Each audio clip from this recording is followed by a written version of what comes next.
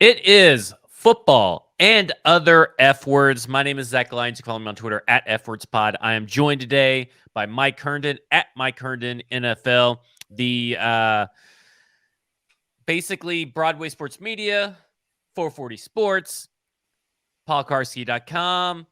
Everybody is involved on this little show that we got going on here. Of course, Paul Karski is involved because you work at paulkarski.com, where every Wednesday you have an article. And I am sure this week's article that you're writing, Mike, isn't going to be depressing at all.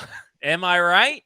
It actually won't be. It's already done. It's less depressing than what you might think. Oh, okay. Well, I tell you what is depressing, Mike, is that I was listening to Ben Arthur, who was on Lamestream Sports Podcast, which is part of the 440 Network. And I'm a little depressed by what I heard as far as the mid-roll advertisement. Now, you may not know this, but Lamestream Sports, which should be called Lamestream Media because all they do is talk to media members of the sports world. It's just a pet peeve of mine. But come to find out that the Gold Standard, which is another podcast about hockey on the 440 Network, has a cocktail named after them by Jaspers. Where is our cocktail? Where is our beer? We built our brand on drinking during podcasts when we were all together pre-COVID, drinking on podcasts, getting drunk, and just spilling our hearts and souls about this team. Where is our beer? Where's our cocktail? Effing cocktail. Yeah. I mean, that's all you have to call it right there. I want an effing cocktail. Yeah, I said the get effed because, you get drunk and you pass out. You can do the get effed. I think a whiskey bourbon cocktail of some sort would be right up our alley. But also, later on, maybe if there's someone that is listening to that is part of a brewery or part of someone that even if they just do home brews, hey, beer and other B words right here. The official beer of football and other F words. But that had me a little depressed. But what doesn't have me depressed, though, it makes it all better is when I actually go to Jasper's, the next evolution of sports bar, and actually have their food, have their drinks, and just have a good time. It kind of makes it a little bit better. But now I know that this cocktail is there, so I'm just not going to be able to look at the cocktail menu anymore. And I'm going to have to forbid Lauren from ever ordering this cocktail. Oh, you are there. You go. That's true too. I mean, we cannot have that happen. Yeah, I am. Yeah, you were glitching there, but that's okay. Well, we talked right over it. But go to Jasper's, have yourself whatever you want, even if it's the gold standard, not get effed or whatever our cocktail could be. But go there, have some food, have some beer. 2-for-1s on Sundays while the Titans are playing. You definitely have needed the 2-for-1s the past 3 weeks because this team stinks. I'm so sick of this fucking team. And I am so upset that I had to sit there and watch this team just self-destruct. And that is the theme of the episode, is that the Titans self-destructed. You can blame Todd Downing and want him fired. You can blame Mike Vrabel and his offensive philosophy. You can blame the defense, this and that. Ultimately, it is the players who executed the plays poorly that cost this team the win on Sunday. And it goes to an article I wrote on BroadwaySportsMedia.com that came out on Tuesday. And essentially what you're looking at is a top 10 offense without the turnovers. On Sunday, out of all the teams that played on Sunday, it was a top 10 offense. What turns out to be is a bottom 20 offense because of the turnovers. That's how key the turnovers were. So I get it. You want to fire Todd Downing, listeners. I'm with you. I am president of the Fire Todd Downing fan club. I have been since last year. But the issue with Todd Downing in this particular game is, first off, that horrendously timed call that actually did cause one of the turnovers in the second half, and we'll get to that later, is the fact that Todd Downing, there is no play in his playbooks for penalties or for turnovers where those plays can overcome those mistakes. Yeah, I mean, at this point, it is just lazy that the first instinct that everyone just goes to is, well, it's Todd Downing's fault. Clearly, that game was Todd Downing's fault. Because it's every game you lose, or even the games that the offense just doesn't put up enough points, which is all of the games. And I do understand, like, I agree Todd Downing is to blame for a lot of this stuff. But look, in this game, Derrick Henry should damn well be blamed for putting the ball on the ground. Like, I know he doesn't do it a lot. I'm not saying fire Derrick Henry or anything, but yeah, it's fair to say they should have traded Derrick Henry week 8. I will maintain that the best move this franchise could have made, and we'll talk about that later, we'll talk about it in another episode in the offseason, was to trade Derrick Henry in week 8. Yeah, I mean, and I think that would be an interesting scenario to look into there, but yeah, it is not Todd Downing's fault that NWI ran the wrong route, right? Like, I mean, they called the play in the huddle. Obviously, Tannehill and NWI heard different things. Judging by Tannehill's reaction, I'm guessing it was an NWI mistake. And to me, again, comes back to NWI, Dennis Daly, Aaron Brewer, all these guys that really do not deserve to be on the field right now, but are because they are the only options available to this team. Comes back to John Robinson, and he's already been fired. I don't disagree that Todd Downing should be fired. I never thought Mike Vrabel was going to do it in the middle of the season because he's never fired a coach in the middle of the season. I don't think he believes that's helpful to his team. So I know, like, everyone wants Downing fired. We're all in agreement here that Downing should go. They should go in a different direction on offense. This is the perfect opportunity to do it because you're going to have to reset the whole fucking offense anyways, because all these guys suck or are old and, on expensive contracts. It's time to rebuild the offense like they did a couple years ago with the defense. And while you're doing that, you might as well go get a new coordinator and a new scheme and try something else. Because then, frankly, the NFL has caught up to, and I think this is really kind of an overarching theme for what has happened to the Titans over the last 2 years. Hell, what's happened to the entire NFL the last 2 years? It feels like the offensive schemes, there is, outside of Kyle Shanahan, there is no foolproof offensive scheme unless you have Kyle Shanahan. And I think that is part of it. Like Shanahan is the father of all of these subsidiaries that now exist in the NFL. All of the teams that run this outside zone, West Coast offense that goes back to, really beyond Shanahan's father, into, the Bill Walsh tree and all this other stuff. All of that stuff, Kyle Shanahan is steeped in it. Like in Superhorn, one of our buddies that writes for did write for Broadway sports for a minute, and I don't think he's writing anything anymore, but knows a lot about football, has written about this team in the past, and he always talks about it's different to understand how to call the plays in this offense. It's another thing to be able to understand the adjustments and the details and how to coach around certain issues or certain challenges that come up in this offense. And I do think, LaFleur probably had that because he'd been with Shanahan for so long, and it's at a certain point you absorb all of that knowledge. And I just don't think I don't know that Arthur Smith had it, to be honest. And he's kind of branched off and done his own thing. Like his offense is very different than a lot of these other kind of copycat offenses. But to me, Todd Downing feels like a guy who is running an offense. He's running someone else's offense. The offense is fine, but his feel for it and his feel for how to adjust when teams start taking certain things away is not there. And it may be because this isn't like his offense necessarily. He's picking up the pieces of someone else's offense and trying to build on that. But either way, I think it is time that they rip this thing out at the root and go a totally different direction.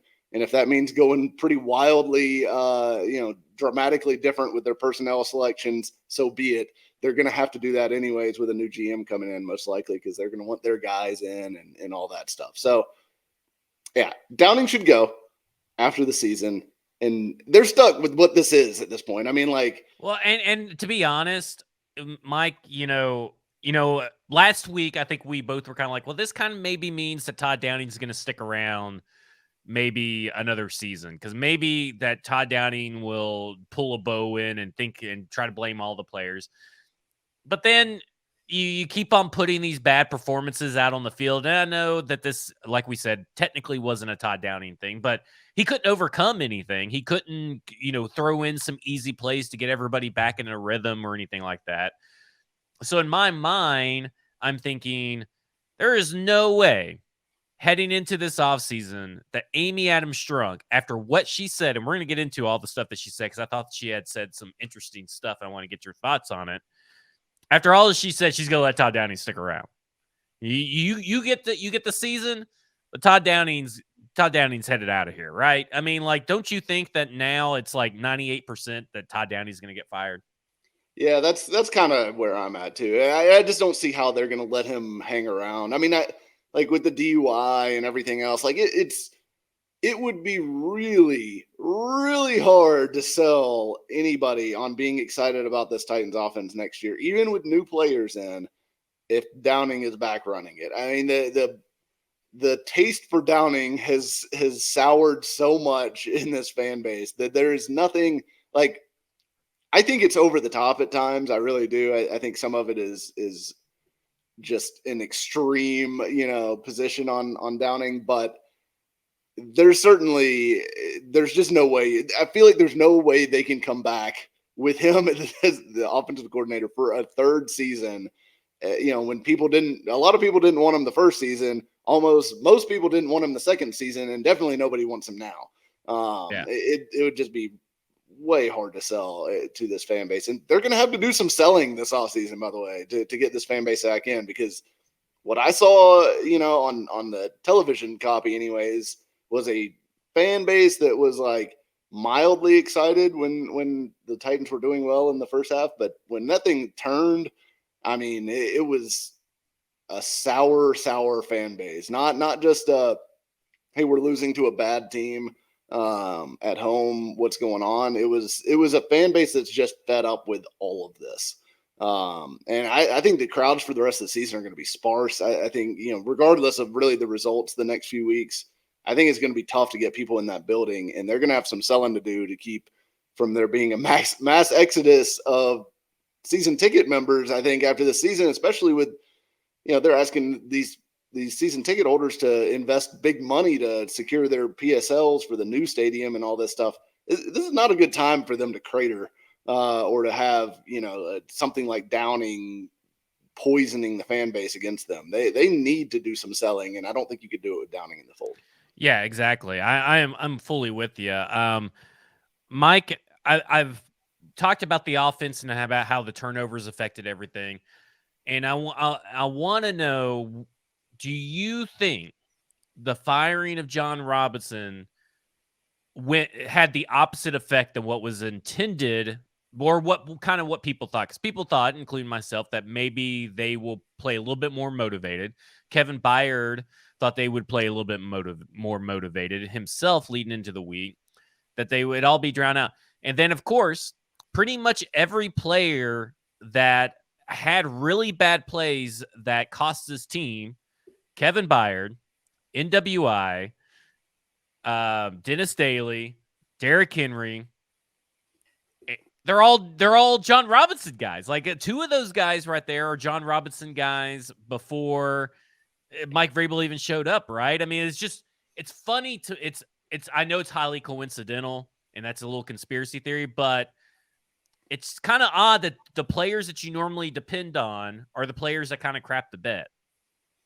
It definitely was. I mean, I honestly, I didn't think that John Robinson's firing was going to have much of an effect on the players this week going into the game, just because I felt like, yes, they probably had somewhat of a relationship with Robinson. It sounded like some guys were probably closer to him than others. But I just, he's not their position coach. He's not a coordinator. He's not in the day-to-day, like, interactions with the players. Like, yes, his door's open. Yes, he is at practice watching things, but it's more, he's just out there watching. Maybe he picks up a ball and throws it during a drill or whatever. Like, that would be about the extent of his interaction. I didn't think it was going to be a impact in this game, and I don't think it was. I think this. It would be hard for me to be convinced that this was like some huge thing where like they were just so distracted by his firing that they, couldn't hold on to the football, or they couldn't, remember, Dennis Daly forgot to block Travon Walker. Maybe Dennis Daly knew that John Robinson was getting fired in week 1 or week 2, and that's why he's played poorly this whole year. Maybe he's known this whole time. But yeah, I just think it's a case of, you had a whole bunch of good defenders out of this game. You were playing like Terrence Mitchell and like, just these bottom of the roster guys everywhere. I mean, it was like, you had to have like Dylan Cole and Joe Schobert playing next to each other for parts of this game and stuff like that. It was a shell of the defense that they would normally have on the field. I feel like if you took like 5 or 6 of the best players off of any other NFL defense and asked them to go play a game, it would probably look about the same. So, say the Jaguars had 5 or 6 starters out, the next time they play them, I bet the Titans will run all over them, despite the fact that the Titans offense stinks. So I think part of it's just an accumulation of injuries again, on the defensive side of the ball. And the offense just stinks. It is what it is, because quite frankly, the offense is playing 2 guys, and one of them is because of injury, like obviously Daly. He has no business being an NFL starter. Aaron Brewer has no business being an NFL starter. I'm totally done with the Aaron Brewer thing, because while he is still a pretty decent run blocker, and I still think he brings some value there, I thought he would get better at pass protection as the year went on, as he got some more experience. He is not. He is just as bad as he was at the beginning of the year. There has been no progression. He's not a good enough pass blocker to keep in the lineup at this point. So now they don't have a choice, because Radens is a bad pass blocker and a bad run blocker. So I don't know what you want them to do about that for the rest of the season. But this is just where they are. They're starting guys that have no business starting. Well, and it's the problem is that they were put in this position because the GM has not gone out and got anybody worth a damn. Yeah.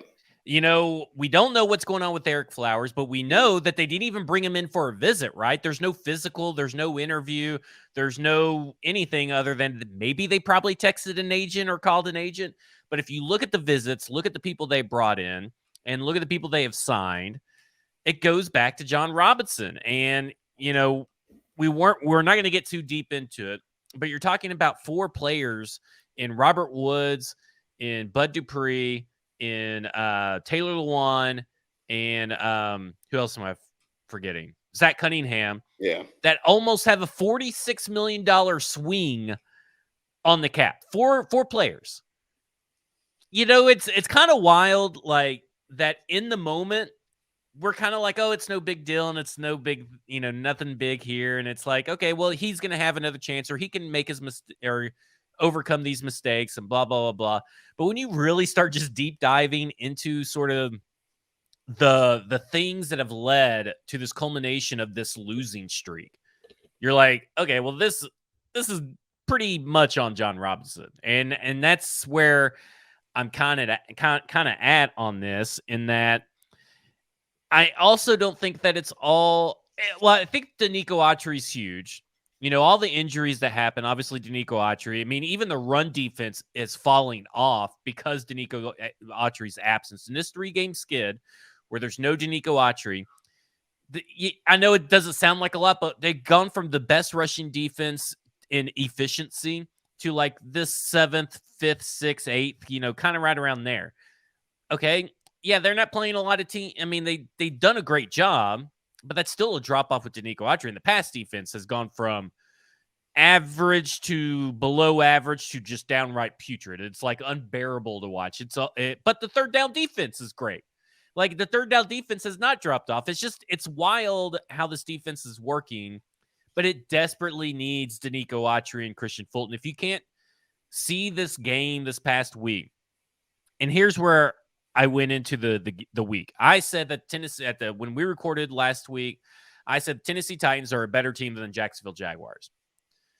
They are, except that they had Christian Fulton and David Long by the time after we recorded were out. that changes the whole outlook of this team, and no other better example than freaking Evan Ingram going off. You might as well just start Gerald Everett. You might as well start whatever stupid ass tight end the Texans have. Start up Evan Ingram again, because this team is not going to be able to cover tight ends without David Long, and that's pretty apparent for at least right now until they prove otherwise. And then Christian Fulton was sorely, sorely missed. I mean, you're talking about Roger McCreary trying to extend for that interception. I mean, just inches, the 28-inch wingspan or whatever it is. There's so many moments in this game that are like that too. I mean, that play with McCreary could have been an interception, turns into a touchdown. Obviously the Derrick Henry fumble, they were driving down to score. I mean, they were going to get points before the end of the half, I think, and probably run the clock down enough to where I don't know if Jacksonville would have gotten the ball with enough time left to score. So, I mean, that very well could have been 21-10 heading into the half if Derrick Henry doesn't fumble right there. I mean, they were huge swings. I mean, then the other Derrick Henry fumble, which I put mostly on Todd Downing, because you're at this point you're down. Was that when they were already down 30? They were down like 20 something points or something like that, and you get it first down, and you run this fucking trick play where Ryan Tannehill is supposed to act like the ball got snapped over his head, while Derrick Henry grabs the snap and runs. And, the snap is low. Henry can't get it. It tries to pick it up so he can run with it, and then the ball gets knocked away, which Derrick Henry should have just fallen on that ball. Yes, I agree. But stupid play call. That is a stupid fucking play call. But Jaguars come right back down and get more points and run more time off the clock. So there's play after play after play after the Avalanche started where it was like, oh, well, if that had gone the other way, maybe this is a totally different game. And so I agree that I still do believe the Titans are a better team than the Jaguars. Like I said, if you took the Jaguars and took their 5 or 6 best players on one side of the ball away, I bet the game would look a lot different. Which is basically what the Titans had happened in this game.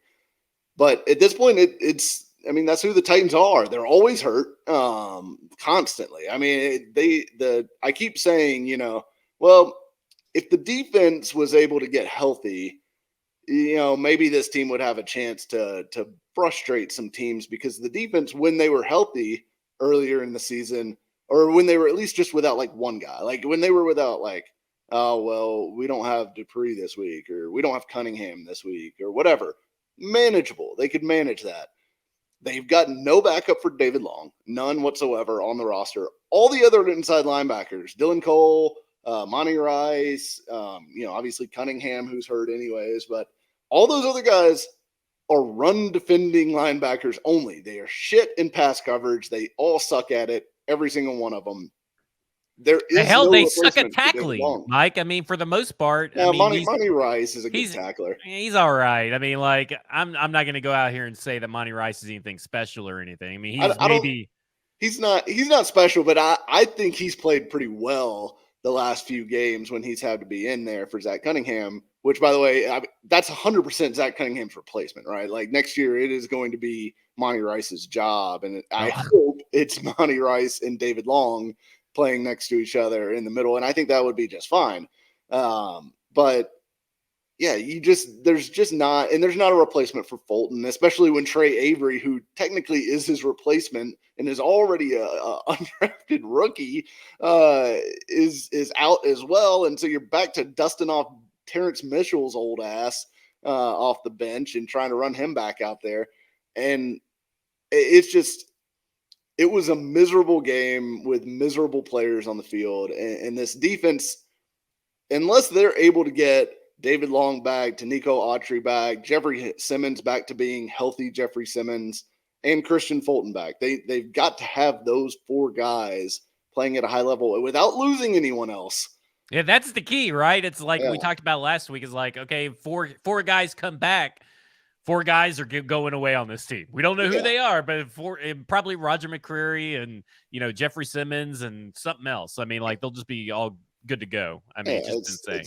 it's just injury whack-a-mole at this point. But unless they get all those guys back and can put out something that looks more like what they had against Kansas City, what they had, against Houston, and when this defense was really clicking earlier in the season, unless they can get back to those personnel pieces being in there and healthy, we're not going to see that defense again. Like, we're just not. It's gone.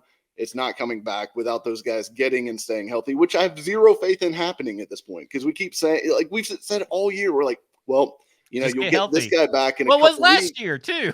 Yeah, and then they'll all be healthy, and then we'll see what this team really looks like. And it's like, no, then 3 more guys will be gone by then. So, but Mike, they have Dylan Cole, who has passion for the game, and he sheds tears because of his bad performance. He deserves an extension, according to the New Jersey guys up there. And people are so excited. They're singing the Kumbaya all around the campfire, shoving banjos up each other's asses like they're in a frat party out in the mountains of West Virginia. Dylan Cole was number 5 heading into the game in most missed tackles percentage in the NFL if you played at least 300 snaps. He has moved up since that last game where he had 28.6 of his attempted tackles were misses, up to 19.2% at number 2. The only reason that he's probably that low is because Tay Crowder, who is ahead of him, because I saw the stat, he only attempted 1 tackle last week. Somehow, as a linebacker, only attempted 1 tackle, and he missed that 1 tackle, so he's 100%. So 19.2%. Dylan Cole. Missed tackles. Dylan Cole is a great special teamer, and Dylan Cole is a great player to have in a situation where you need him to come in for maybe 1 game or 2. Obviously, right. He is not a full 17-game player, and obviously, if Monty Rice had stayed healthy, if Chance Campbell had stayed healthy, Dylan Cole may not be on this team. Yep. People forget that. But those 2 guys went down. Dylan Cole came in, and Dylan Cole has played to the best of his ability. I do not deny that he has left everything he can on the field every time. But it just isn't enough. And that is okay to admit. Just because he cried, just because he showed emotion, does not mean that he is suddenly good. It's not like he's getting fed gamma rays when the tears fall into his mouth and he's turned into the Incredible Hulk and he's going to be some all-pro just because he cried.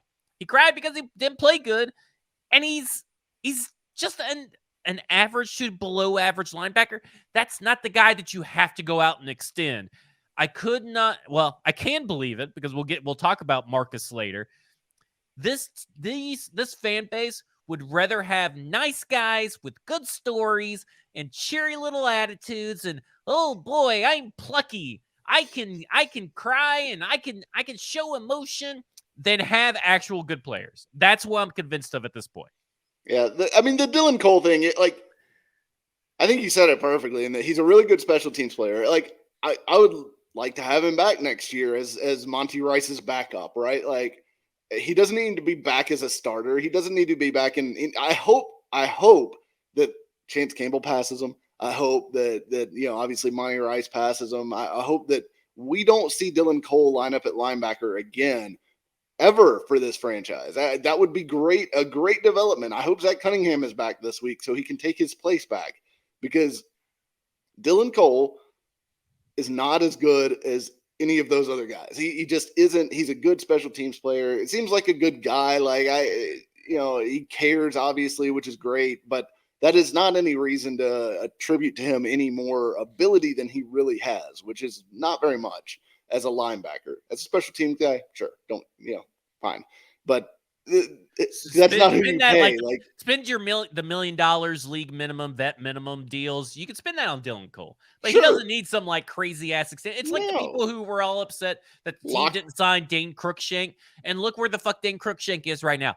IR. He's not even playing. It is a shame that these guys. I don't know. People just get so attached to these guys, and they'll. you'll still see when Zach Cunningham is, I'm sure, announced that he's on his way to returning. You'll probably see people come out of the woodwork saying, oh, well, he's not even better than Dylan Cole. Yes, he is. He's 100% definitely better than Dylan Cole, without a doubt. Like, I know Dylan Cole had a couple nice games. He's not a full-time starting linebacker. He's just not. Yeah, it's kind of crazy. You saw people saying that Tajay. I don't know why Chris Conley all of a sudden got some weird slander thrown his way. No, I'll tell you why. It's because Cody Hollister's gone, and there has to be another wide receiver punching bag. Well, I mean, he caught his only target, right? And he only played like it was a great catch, handful of, yeah. Like it was kind of wild to see people clamoring for Tajay Sharp, who got cut because he's injured, and saying that right now Tajay Sharp is a better wide receiver than Chris Conley, who Chris Conley can actually play. And Chris Conley, here's the thing. Chris Conley played a lot of snaps because he had to, because there's no Treylon Burks. And the one target he caught, and it was for 27 yards. And I know that's like kind of like Cody Hollister in week 2 or whenever he made that like 30-yard catch. But that's what you need. You have no Kyle Phillips. You have no Treylon Burks. Everybody else got a healthy amount of targets. Chig got 6. Robert Woods got 7. Austin Hooper got 5. Nick Westbrook-Kine got 8. I mean, I don't know. I just don't think people are.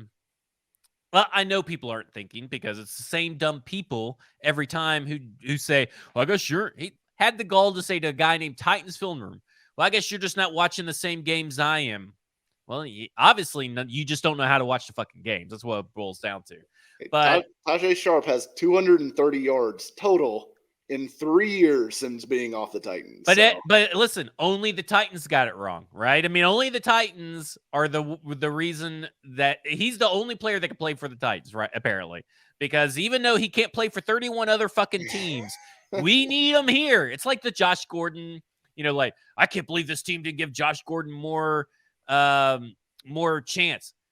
The dude is unemployed. Nobody was jumping on the waivers. Nobody's jumped into free agency looking to sign fucking Josh Gordon. Like, get a grip with these bad players. I mean, this brings me back to what I want to talk about. And this is something that I wrote on Sunday evening, Monday morning. It's free right now on Broadway Sports Media. And it's about excusing the inexcusable. And we've kind of already talked about Todd Downing. I think you're back on track thinking where you needed to be from the get-go, with me saying that there is no Shane Bowen redemption story for Todd Downing. It's just that there's no career path. The circumstances are not the same. They are not the same quality coach. But it goes back to this fucking motto, mantra, whatever you want to call it: coach better, play better. I'm sick of it, Mike. I think it's empty words, because if coach better, play better is obviously not a rule. It's obviously not a requirement, because if you don't coach better and if you don't play better, guess what? You get to keep your fucking job. It doesn't matter. It does not matter about Dennis Daly. You get to keep your job, Dennis Daly. But hey, we sure do hope you play better. And hey, hopefully we'll coach you better. So I do think they're empty words, but I think that's just something that Vrabel says when he doesn't really want to say anything else, and he's just gonna. I mean, I think at this point, right or wrong, Mike Vrabel is not ever going to come out and verbally trash a coach or a player that is currently employed for his team. They're not like they can ask him about Dennis Daly and say, look, Dennis Daly's given up 47 sacks this year, or whatever the real number is.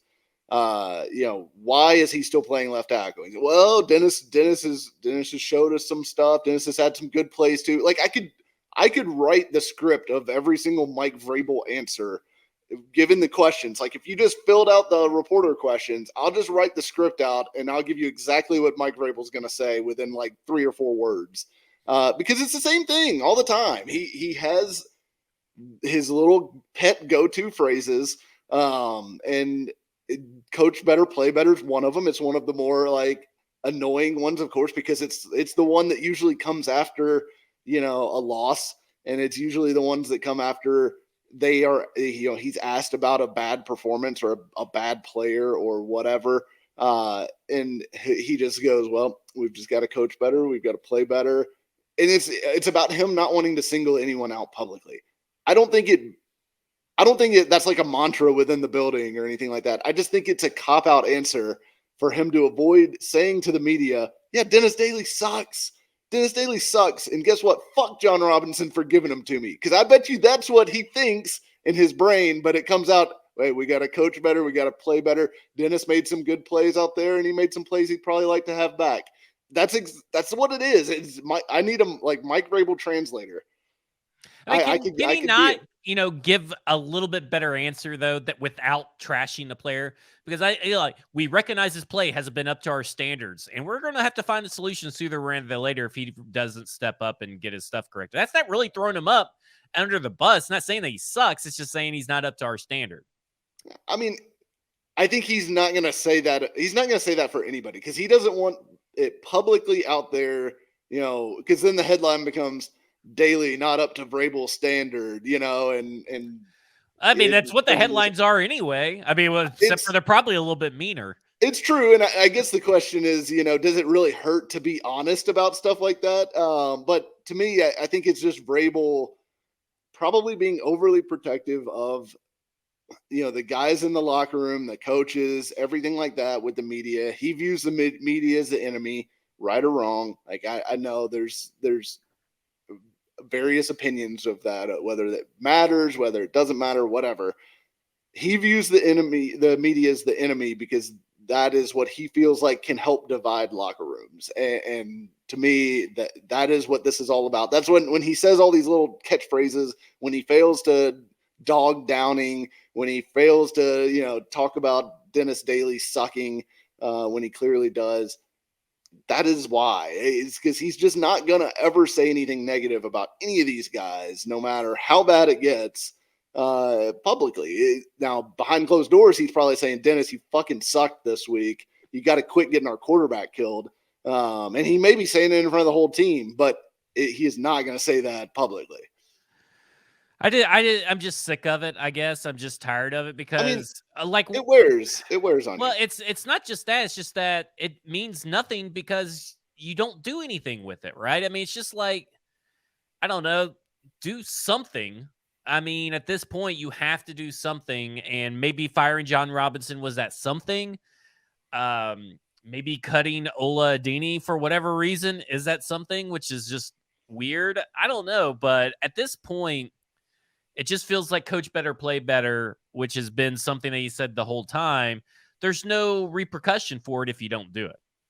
At least no immediate repercussion or no change. It seems to me that your job's pretty safe in the season if you're a starter. Doesn't matter if you're a shitty starter like David Questenberry or Dennis Daly. Your job's safe because, hey, you're a starter. Maybe that changes with the next GM. I don't know. I guess that's true to some degree, but I also feel like we've seen instances like, Josh Reynolds, who was signed theoretically to be a starter, and but that wasn't in season. It wasn't in season, but that's what I'm saying. I mean, Jayon Brown lost his job to David Long effectively in the middle of the season, and it's not like Jayon Brown was playing that bad or whatever. We've seen it happen before. I just think the Daly thing to me is still baffling because I don't know how you don't just try something else at this point. Because, I mean, I don't care how bad LaRaven Clark is. It would be really hard for me to believe that LaRaven Clark is significantly better or significantly worse than Dennis Daly. He's probably not significantly better either. And maybe the thought is that, hey, this guy sucks, but all these guys suck, and we'd rather go with the guy that we kind of know at this point and who is played next to Aaron Brewer for a while and won't have as many communication issues, hopefully. It's not working, but maybe that's the mindset. I mean, Chig lays out a beautiful chip block, and he still can't do anything with it. But I do want to ask about this chip block, though, because initially my first reaction was, yeah, great block, but he really pushed the defender out wide. Yeah. And not inside. But I'm not an offensive line guy, so I don't know where he's supposed to block the guy, the defender, on a particular play. But he does seem to me, and I hate having to excuse Dennis Daly a little bit, that Chig pushed the guy way out, and the angle that he pushed the guy out did not help slow ass, loser ass Dennis Daly. Yeah, I would agree with you in that, like, the chip, like, he made good contact, but he needs to really probably force him inside there, unless they're coaching him specifically not to do that on that specific play. But to me, yeah, he pushes him out wide, and Dennis Daly's got some of the slowest feet you'll ever see on a tackle because he's really a guard. And he just gets destroyed. Like, I don't even think he touched Travon Walker. No, he did not touch him. And it's just ridiculous. So Dennis Daly fails on that play. I'm not sure.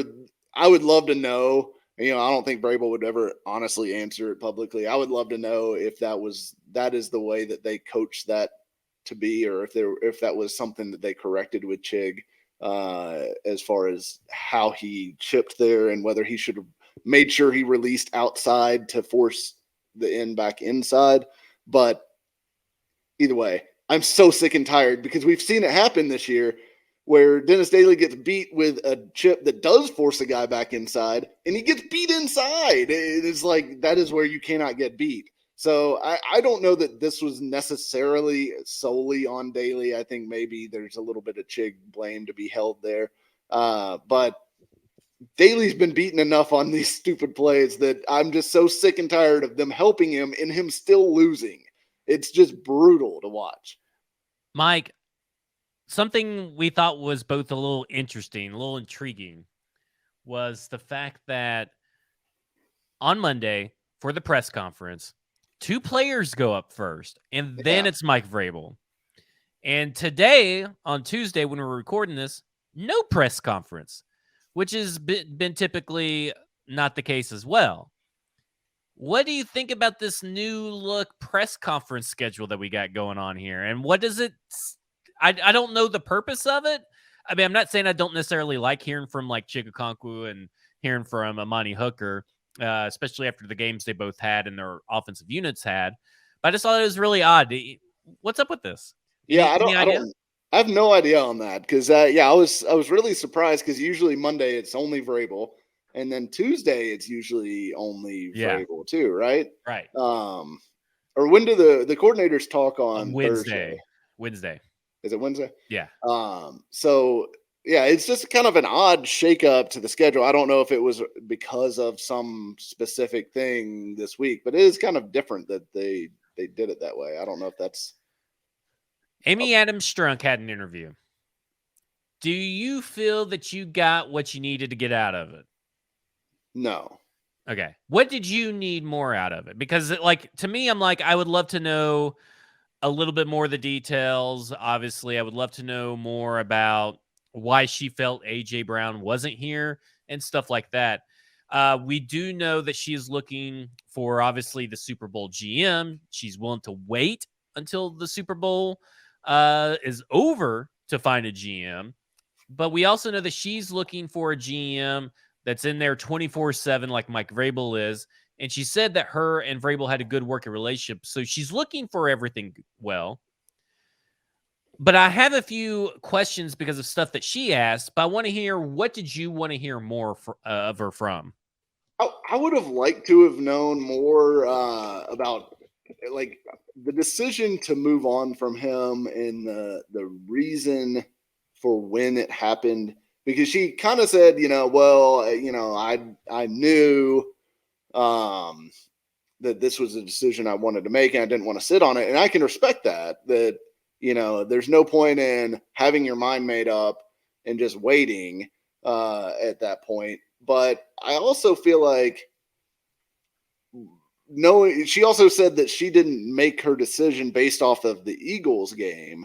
So if she knew, I would like to know when she knew that she wanted to make this decision, because that obviously happened between the time he got the extension in February and the time that he was fired after the Eagles game. So somewhere in that time period, her mindset changed. And I would love to know when that happened, if it was a specific event, if it was a culmination of things. And, if it wasn't after the Eagles game, then she obviously sat on it for a little bit. So I don't know. The timing aspect of like when she made the decision, why she made the decision would be interesting to me, because I want to know more about like what her mindset is for this team. Is it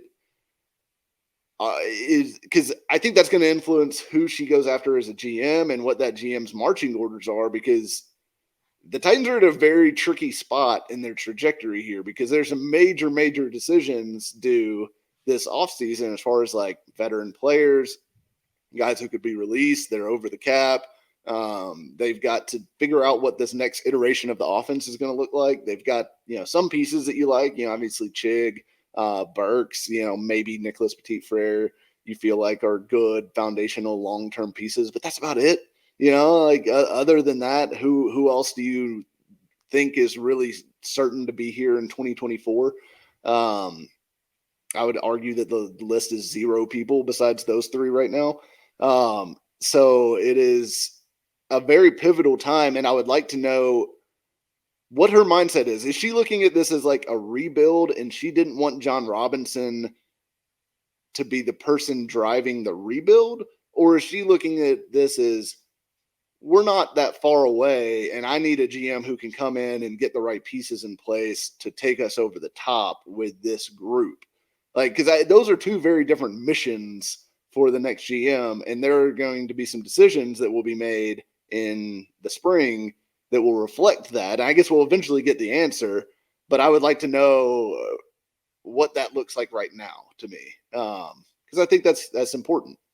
I want to ask you about something, because I thought this was interesting in the sense that when this went down, the majority of the analysts and the local media thought, okay, well, the timing means obviously let's get to scouting, right? Let's get someone in, let's do some interviews, let's get some scoutings and stuff in. Now she walks into this interview, and Amy Adams-Strunk says, well, if we have to wait to February to find our person, if we feel our person or at least a person of interest is on a Super Bowl team, we have to wait till February. We'll wait till after the Super Bowl is over, which totally contradicts that.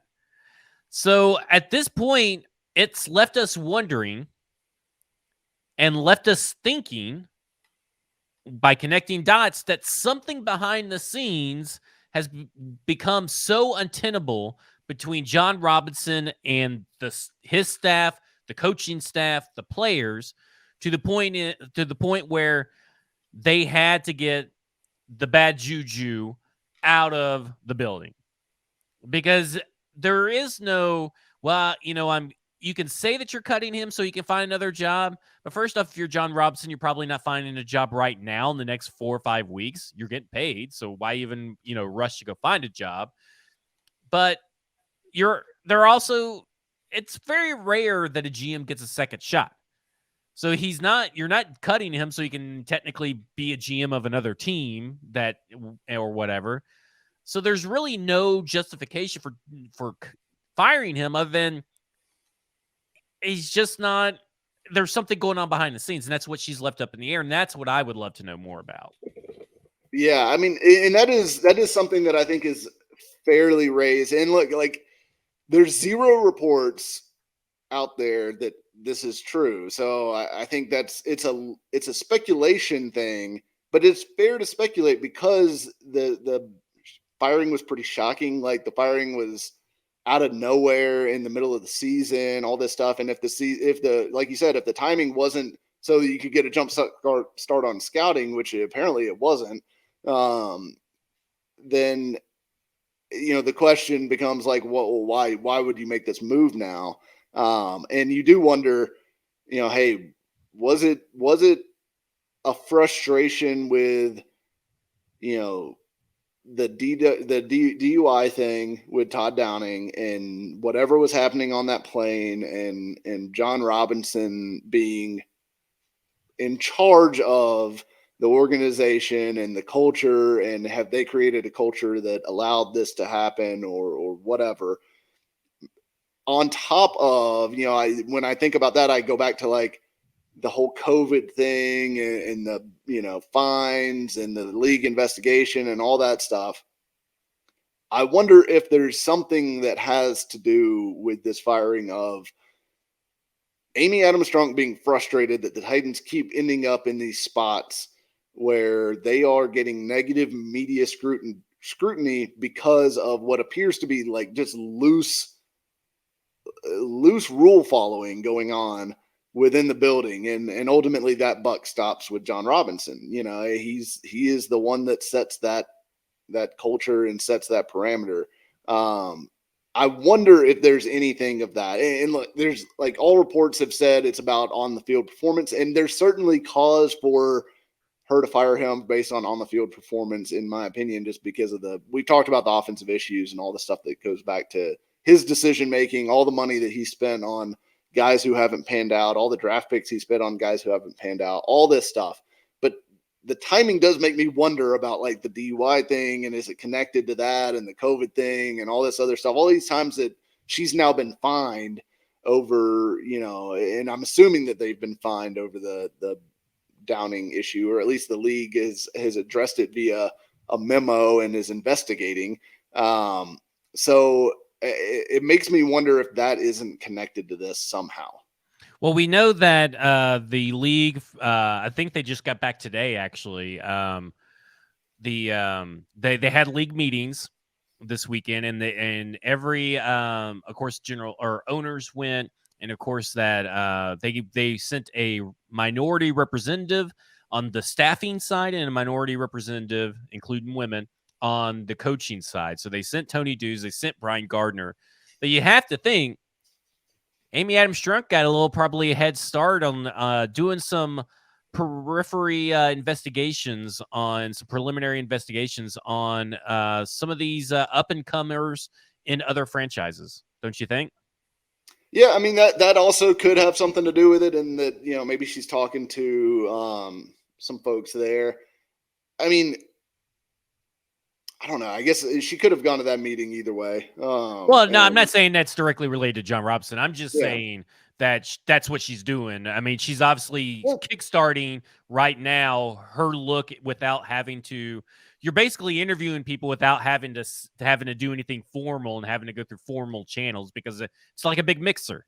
Well, and I do think there could be something to the fact, as far as like the John Robinson timing thing, that hey, she wants to be able to go have these like open and honest conversations with these candidates at this meeting, and she doesn't want to have to like hope they can keep a secret or skirt around the actual purpose of what she's wanting to talk about.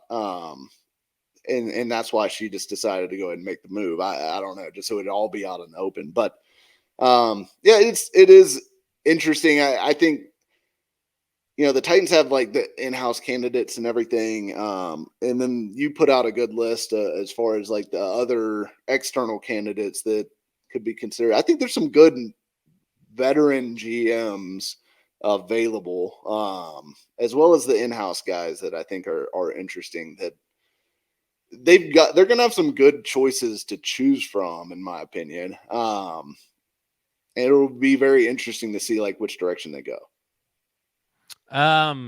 Speaking of directions, I brought up, and I sent you in a text message, but basically I think it was Brian Spivey was watching a football show last Thursday, and he brought up this name, and I thought it was super, super interesting because I hadn't thought of it. Nobody's really talking about it, but Jim Schwartz, Titans general manager, and listen, he's been from teams that have ranged from Super Bowl winners to 0-16. Like, I mean, he's been on all the ends of the spectrum. He's been here at the Tennessee Titans for a long time, has strong ties.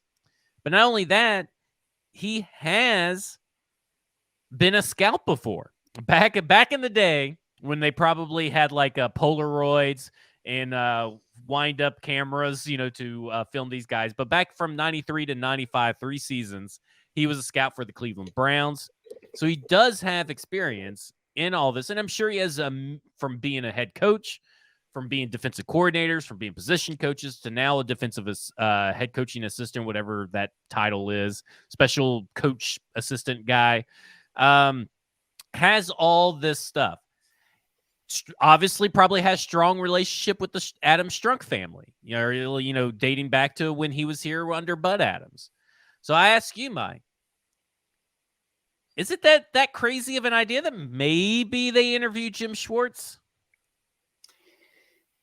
I would be pretty shocked just because to me, like, if you're going to go with the, guy that has been in coaching for a little bit or whatever. And to me, like, Stryker would still be the guy that I would think Vrabel would want, not Schwartz. No, but technically, Vrabel did bring in Schwartz, right? I mean, so maybe he does. And I also look at it this way: who has a stronger personality to maybe go to bat against Vrabel in a decision or hold his ground? Stretch or Schwartz? That's just stuff I'm thinking about. Yeah, I mean, it's an interesting thought. I have a hard time seeing it like happen because to me, I think like if they're going with the internal candidate, I think either Austin Ford or Cowden or Stryker just to me makes more sense on that, like in that role. And then if they're going, like, if they want an experienced guy, I mean, there's plenty of them out there between like Rick Smith and Thomas Dimitroff and Scott Pioli and guys like that you could bring in and would have a strong enough voice to go toe to toe with Vrabel as well. So I don't know. I'm not buying your Schwartz angle. I think there may be an interview there. We may never know that he got interviewed, but I think there's going to be an interview. I just have a feeling. I kind of like this little conspiracy theory. Let me ask you something. One big thing with the Los Angeles Chargers game, and this is I think the only thing that anybody really needs to talk about, is that the Tennessee Titans love stopping the run. They can stop the run with the best of them. It's their bread and butter. The Los Angeles Chargers do not give a shit about the run game. They do not care about their run game. So I ask you, Mike, how does this Tennessee Titans defense stop this Los Angeles Chargers offense? Because I think that is the biggest matchup and the biggest concern, because this is like a worst case. I feel like this is one of the worst matchups you can have because philosophically, the Chargers just don't care about running the football. Well, and you can already, like, I can already see freaking Mike Williams just dunking on Roger McCreary all game and stuff like that. Yeah. I mean, that is a nightmare matchup. Don't you think Terrence Mitchell's unfortunately going to be on him, which, again, he's going to be dunking all game? Oh, yeah. It's a tough matchup for the defense specifically. And I guess the one thing is going to be, like, the Chargers cannot pass block at all. They have major issues. They're obviously without Rashawn Slater, who was their left tackle. They're dealing with very similar situations as to what the Titans are on the offensive line right now. However, the Titans cannot pass rush anyone right now because they don't have Danico Autry, and Jeffrey Simmons is dragging a leg around regardless of what he actually says about his ankle. It's kind of one of those stoppable force meets movable object situations there. And, that'll be interesting to see if they can get any pressure on Herbert. If they can, maybe they can help those corners out a little bit. But otherwise, it would be really nice to have a magic wand and be able to, like, repair Christian Fulton's groin and Trey Avery's whatever he has hurt. He was concussion. That's right. If you could maybe get those guys healthy, maybe you feel a little bit better about it. But the Chargers finally have all their weapons, and they've got Keenan Allen healthy, they've got Mike Williams healthy, they've got Josh Palmer healthy, right at the wrong time for the Titans. Because if you played this offense a month or two ago, you probably feel pretty good about it because all their guys were hurt and Justin Herbert had banged up ribs. But yeah, you don't think Zach McCloud is going to help this pass rush? No. Outside linebacker Zach McCloud. Literally never heard of that guy until today.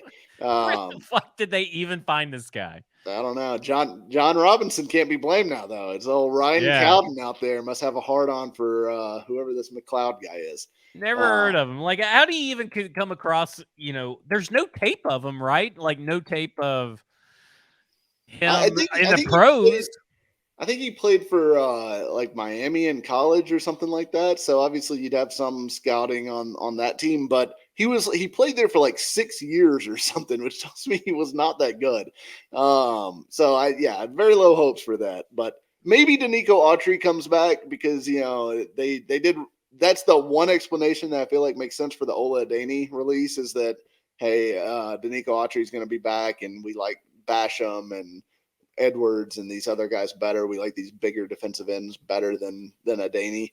So we're just going to roll with this group. But to me, maybe you get Autry, Fulton, and Avery back. That's the big hope here. Maybe Cunningham. I don't know. Cunningham won't help you in this game. It doesn't really matter if Cunningham comes back, I don't think. Well, we talked about that Philistine Dennis Daly enough. We've talked about that loser Dylan Cole enough. Let's talk about another loser that you specifically asked to talk about today, and that's Marcus Mariota. And the press conference on Tuesday by Art Smith was a scathing indictment of Marcus's leadership, his passion, and dedication to the game. And I remember arguing with many people, including Tyler, who is at Tic Tac Titans, that A.J. Brown doesn't know shit about leadership.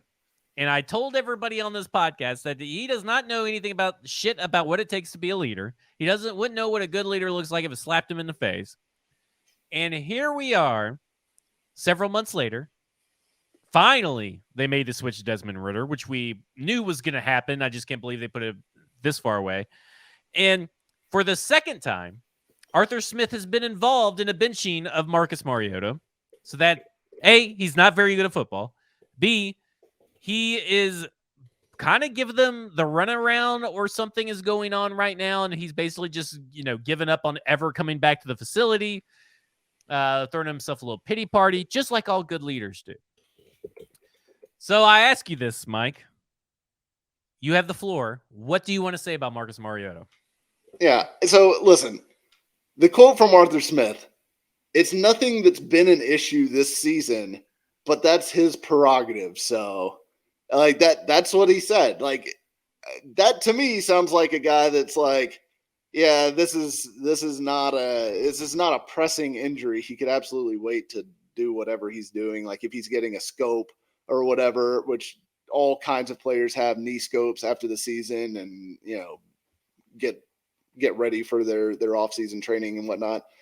It does not sound like this is anything that had to be done. The Falcons are 5-8, but they are one game out of first place in their sorry-ass division. The one division that's actually worse than the AFC South, the NFC South. They're one game out of first place. They could still win the division. And Marcus Mariota is one Desmond Ridder ankle tweak away from being right back in the middle of playing. And I understand, yes, he had a child recently, and I guess the theory is that he's going home to be with his child and his wife. Is he the only quarterback or the only player in NFL history to ever have a child during the middle of the season who wasn't a full-time starter? There was a guy that listen, there was a guy, was it Carlos Hyde, who had he went and had his child was born right before the game, or his wife was in labor, and then he drove over to the game anyway and played the game, went out for like 200 something yards, then went back to see his wife. Yeah. I mean, like, I totally understand if he wants to spend time with his kid, great, good for him. Appreciate that. This is professional football. You understand what you're signing up for when you sign for that whatever $1 million. Like he's getting paid, I think $20 million or something like that by the Falcons. Not just this year. An overpay, by the way. And I can't believe that Arthur Smith, who has already been involved benching him, thought that, hey, this is the guy I'm going to pay this much money to. That felt like a John Robinson move, right? When you sign up to do that, you are committed to the football season, right? Like that is what it is. And it's not like you don't get to see. It's not like you're out on an oil rig, like you can't go home and see your kid at night. Marcus Mariota could come in and be the guy that arrives at 8:00 and hits the door as soon as he possibly can and does no optional extra work Whatever. He already was that guy here. I know because I live next to him. Yeah, that is what he's doing like, anyways. Look at my clock. Oh, there goes Marcus driving down the down the street. I'm like, well, dang. I mean, I didn't know you could go in at like 7 or 8. Yeah, so I mean, it's not like he has to work crazy hours or do anything nuts. Just go to practice and be with your team. Like, to me, this is soft. This is bullshit. I would be pissed if I was a teammate of his, because I'd be like, oh, so now that you're benched, you're just gonna go home and chill. You don't think we all have nagging injuries that we'd like to be dealing with too? You don't think we have kids that we'd like to be home seeing too? Like, fuck this guy. Like, to me, that's how I would feel if I was his teammate. And I just can't believe how many people still rush in to defend St. Marcus anytime anybody says something like, what the hell is going on here? Why is he going home in the middle of the season? It looks like he's pouting like a baby over getting benched, and rightfully so. Look, I know a lot of people think Marcus Mariota is a nice guy. Most of the people who think Marcus Mariota is a really nice guy have never met the guy. So he may be a nice guy. Everyone says he's a nice guy. That's great. This can still be soft and bullshit, and he can still be a nice guy. That's perfectly okay to have that opinion. And to me, this is soft and bullshit. So enough of the blind defending of Marcus Mariota. This is soft. This is bullshit. I'm done with it. You would be fired from your job, or you would fire an employee from your job who just decided, hey, I saw that this other person got a promotion over me, then I worked really hard. So I know that I'm coming down with something. I'm a little sick. I may be into work tomorrow, I may not. And I don't know when I'll be back into work. I think I'll just stay home. Like, okay, I mean, like, you would get fired for that, right? They'd be like, okay, well, I'll see you later. Bye. Don't come back. Yeah, I'm gonna take some sick days. I don't know how many. I probably just won't see you again. I don't know. Like, yeah, it is. To me, this is an indefensible move by Marcus Mariota. Like, at least as a professional athlete. As a human being, hey, go ahead and listen. If football's not your thing, which you have proven by your demeanor, by your lack of passion to actually go and be awesome at your craft, and always going home on any long holiday, always flying to Hawaii, even though your family can live here in wherever that you're at, going home to Hawaii if there's just like 2 days of break. Oh, I got to go. I got to go to Oregon. I can't be in the city that I play for 2 days in between games. I got to go back. Listen, if that's your thing, that's your thing. Just don't sign up to be a teammate, to be a player. Just retire. Yeah, to me, like, that's what he needs to do, because I will never shit on him for having his family be his priority. I'm totally on board with that. But that is not the life of a professional football player, and he knows that. And to me, if you don't want to be a pro football player, then stop being a pro football player. And to me, that's what he needs to do. He needs to retire. He needs to go be with his wife and his kid. He's made more money than he needs anyways. Like, this guy doesn't live in like this like lavish lifestyle or anything like that. I'm sure he can go live a very nice life in Hawaii and probably coach his old alma mater or whatever he wants to do, and be with his family. And happy for him if that's what he wants to do. Happy for him. But let's not hold him to a totally different standard than we hold anyone else to. Because if Ryan Tannehill, was benched, he could even go fishing without this fan base going fucking nuts over it. If Ryan Tannehill was benched for Malik Willis next week, and he said, "No, fuck you guys, I'm going home and getting a fake knee surgery or whatever to spend time with my kids," people would go nuts. People would go nuts about Ryan Tannehill's a bad leader. Look, he's just pouting.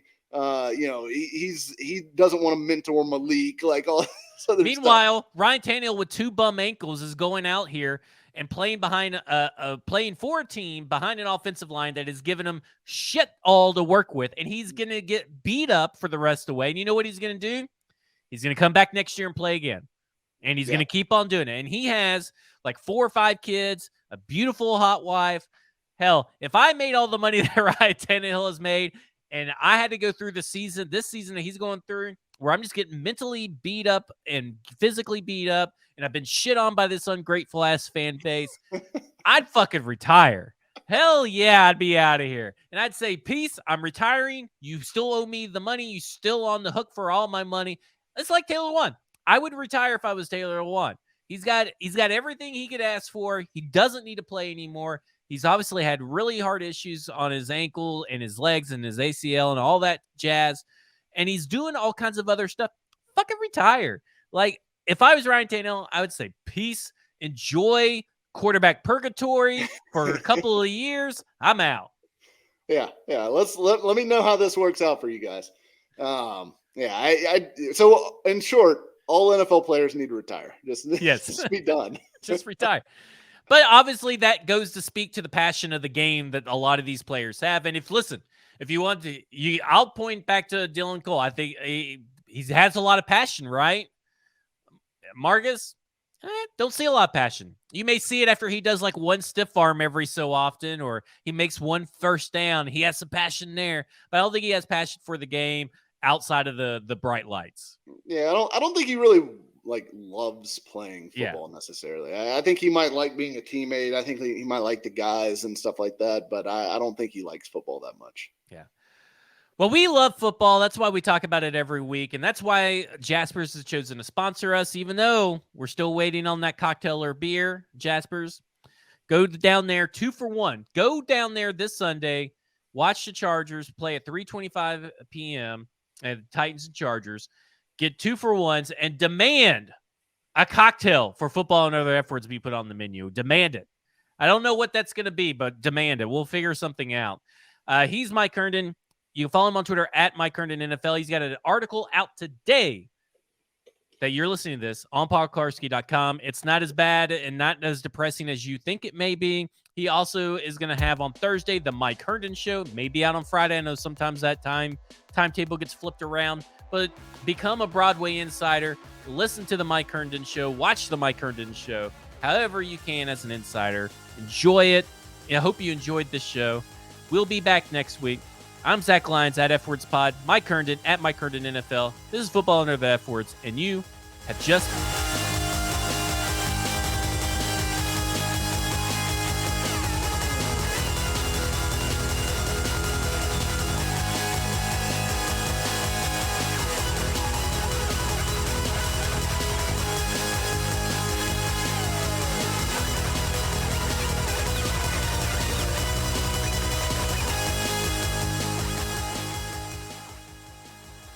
a Broadway sports media production.